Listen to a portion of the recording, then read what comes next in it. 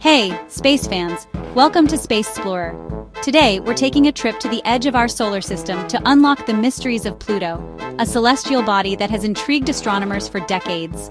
Pluto has a captivating story, from its discovery to its reclassification as a dwarf planet. Imagine this: a child born on Pluto celebrates their first birthday. Sounds normal, right? Except on Earth, 248 years have passed.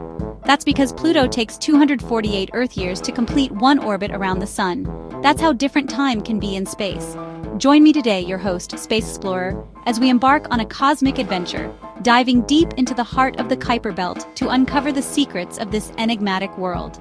We'll explore its unique features, its relationship with the Sun, and its place in our understanding of the vast universe. Let's get started. Let's talk about Pluto's orbit. This dwarf planet takes a leisurely 248 Earth years to complete one trip around the Sun. That's right, a year on Pluto is longer than a human lifetime here on Earth. To put that into perspective, consider this. Pluto was discovered in 1930. Since then, it hasn't even completed a single orbit. When you think about it, that means we're observing a mere snapshot of Pluto's journey around our star. This incredibly long orbital period is because Pluto is much farther away from the Sun than Earth is. It's way out there in a region of our solar system known as the Kuiper belt. The Kuiper belt is like a cosmic donut, a vast region beyond Neptune's orbit populated by icy bodies and dwarf planets. Pluto is one of the largest known objects in this icy realm. In 2006, NASA launched an ambitious mission to explore Pluto up close. This mission, named New Horizons, was humanity's first voyage to this distant world. The New Horizons spacecraft carried with it the hopes and dreams of countless scientists, engineers, and space enthusiasts around the globe. It was a testament to our innate desire to push the boundaries of knowledge and explore the cosmos. Leading this pioneering mission was Alan Stern, a planetary scientist who had dedicated years of his life to studying Pluto. Stern and his team carefully crafted a trajectory for New Horizons that would take it past Jupiter for a gravity assist. This maneuver allowed the spacecraft to pick up speed and shave years off its journey to Pluto. It was like getting a cosmic slingshot ride from the largest planet in our solar system. And the mission wasn't just about science and engineering. It also carried a touching tribute to the man who first discovered Pluto back in 1930.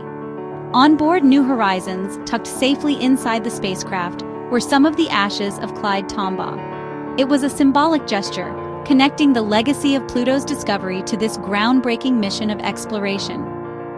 After traveling billions of miles, New Horizons finally reached Pluto in 2015. The images and data it sent back were nothing short of breathtaking. Pluto resides in the distant reaches of our solar system, approximately 4.2 billion kilometers away from Earth. That's a mind-boggling distance. To give you some perspective, if we were to hop on a beam of light and travel to Pluto, it would take us over 4 hours to get there.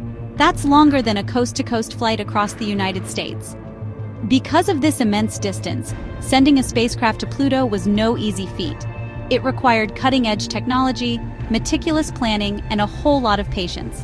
Remember that gravity assist I mentioned earlier? That slingshot maneuver around Jupiter was crucial in propelling New Horizons toward Pluto at incredible speeds. At its fastest, the spacecraft was traveling at over 50,000 miles per hour. And those speeds were essential. The faster New Horizons traveled, the less time it spent exposed to the harsh conditions of space, and the sooner it could reach its destination. During its flyby, New Horizons captured stunning images of Pluto, including one that particularly caught the world's attention: a photograph of the Sun setting on Pluto's surface.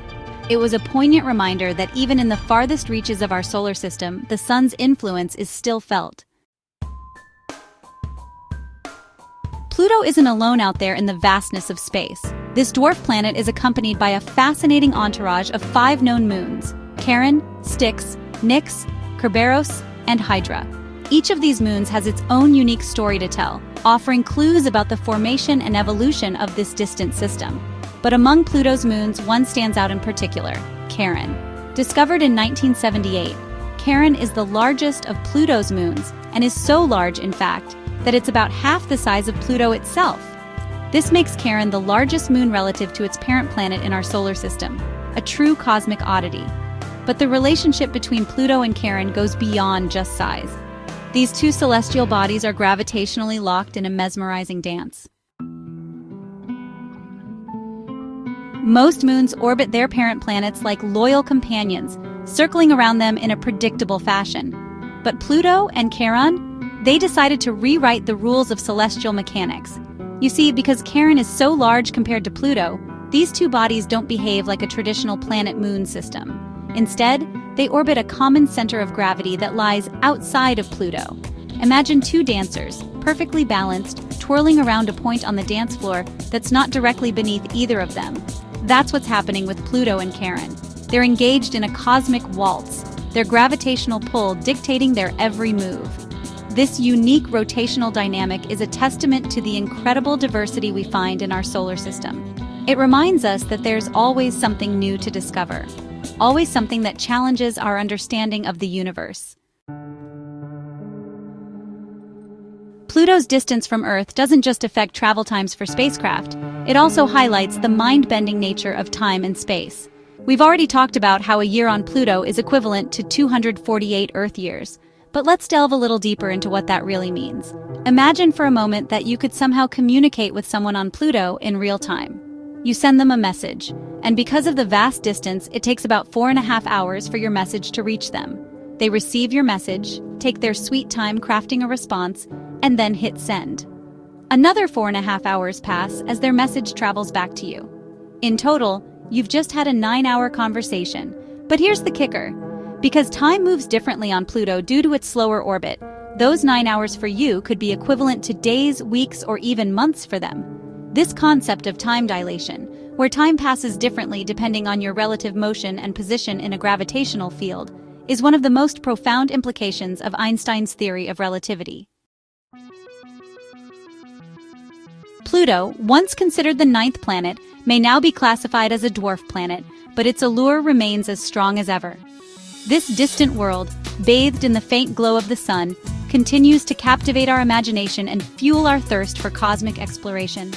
As we continue to study Pluto and its neighbors in the Kuiper belt, we gain a deeper understanding of the processes that shaped our solar system and the incredible diversity that exists among celestial objects.